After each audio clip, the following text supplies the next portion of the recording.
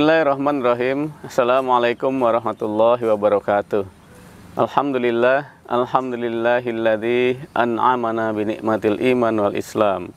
Asyhadu an la ilaha illallah, asyhadu anna Muhammadan abduhu wa rasuluhu, la nabiyya wa la rasula ba'da. Para pemirsa penikmat kurma yang dimuliakan Allah Subhanahu wa taala. Sebagaimana kita ketahui, Islam telah diturunkan oleh Allah Subhanahu wa taala dengan sempurna. Allah menyatakan di dalam firman-Nya, "Al-yauma akmaltu lakum dinakum." Pada hari ini telah kusempurnakan untukmu agamamu. Dengan firman Allah Subhanahu wa taala ini, maka syariat Islam yang ditujukan kepada kita umat manusia ini telah mengatur semua aspek kehidupan manusia dari bangun tidur sampai mau tidur lagi. Setidaknya ada 3 dimensi yang diatur di dalam Islam. Dimensi pertama adalah dimensi hubungan antara manusia dengan Sang Penciptanya. Pada dimensi ini Islam mengatur tentang aturan-aturan dalam hal akidah maupun ibadah. Kemudian Islam pun juga mengatur pada dimensi kedua, yaitu dimensi aturan yang mengatur hubungan manusia dengan dirinya sendiri. Dalam hal ini, misalnya Islam mengatur tentang makanan, tentang minuman, tentang pakaian, tentang akhlak. Nah, demikian pula para pemirsa penikmat kurma yang dimuliakan Allah SWT, Islam pun juga mengatur hubungan manusia dengan manusia lainnya. Inilah hubungan yang diatur dalam dimensi 3. Hubungan manusia dengan manusia lainnya ini tercakup di dalam hukum-hukum yang masuk dalam kategori muamalah dan ukubat. Dalam hal muamalah itu sebenarnya luas sekali. Dia terdiri dari hukum-hukum seputar ekonomi atau iktisodi, hukum-hukum seputar sosial atau ijtimai, hukum-hukum seputar politik atau siasah, dan lain sebagainya. Hal ini banyak sekali.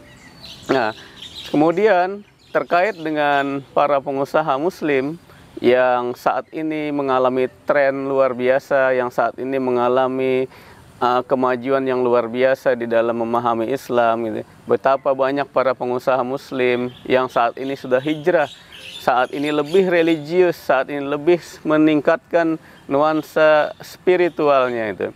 Nah, karena itulah para pengusaha muslim juga memerlukan, bahkan wajib untuk memahami apa-apa yang menjadi aturan-aturan Allah Subhanahu wa taala untuk mengatur usahanya, untuk mengatur bisnisnya.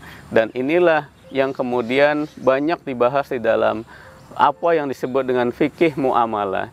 Fikih muamalah ini juga masih terlalu luas, masih sangat luas sekali.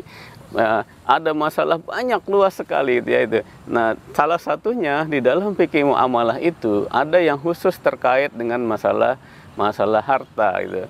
Masalah inilah yang kemudian lebih sering dikenal dengan fikih muamalah maliyah, atau kita sebut saja dengan fikih bisnis gitu. Nah, di manakah urgensinya fikih bisnis ini? Fikih bisnis inilah yang kemudian wajib dipahami oleh para pengusaha muslim gitu.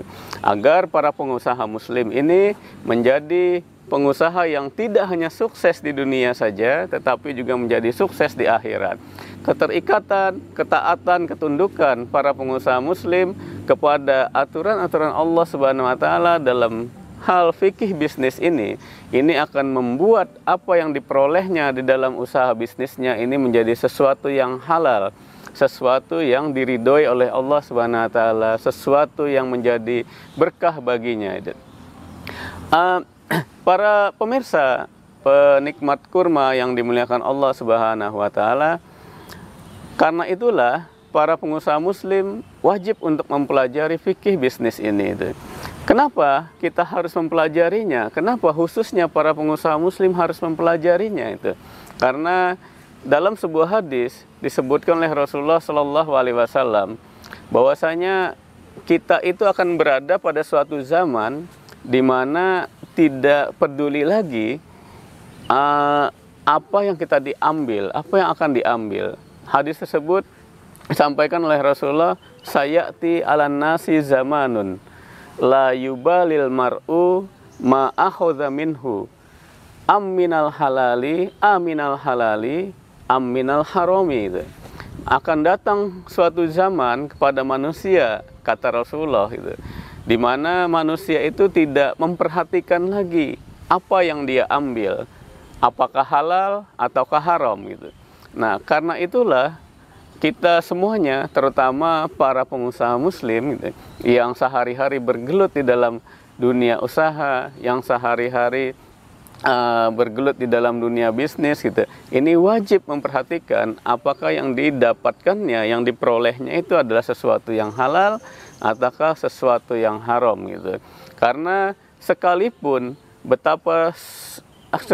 hari ini betapa sulitnya, betapa rumitnya untuk mendapatkan sesuatu yang sesuai dengan syariat Allah Subhanahu wa taala, tetapi kita tetap dituntut oleh Allah Subhanahu wa taala untuk mencari sesuatu itu dengan cara yang halal. Rasulullah bersabda, "Thalabul halal fardun ala kulli muslim." Mencari yang halal itu adalah fardu atas setiap kaum muslimin. Nah, setelah itu, para pengusaha muslim semuanya yang dirahmati Allah Subhanahu wa taala, para pemirsa, penikmat kurma yang berbahagia itu, setelah kita memahami juga tentang fikih bisnis tadi itu, yang ini nantinya akan berujung kepada apakah harta yang didapatkan, apakah profit yang didapatkan dari usaha kita itu berujung kepada halal ataukah berujung kepada haram gitu. Nah, di samping itu, agar usaha yang dijalankan oleh pengusaha muslim ini bisa mendapatkan profit yang berlimpah gitu, maka tentu harus dibarengi dengan ilmu bisnisnya, sehingga kolaborasi antara fikih bisnis dan ilmu bisnis ini akan menghasilkan sebuah hasil yang luar biasa sekali, sebuah hasil yang berlimpah sekaligus juga berkah. Dan inilah yang diharapkan, inilah yang menjadikan pengusaha muslim itu bisa mendapatkan kedudukan yang sukses baik di dunia maupun di akhirat. Demikian yang bisa saya sampaikan. Assalamualaikum warahmatullahi wabarakatuh.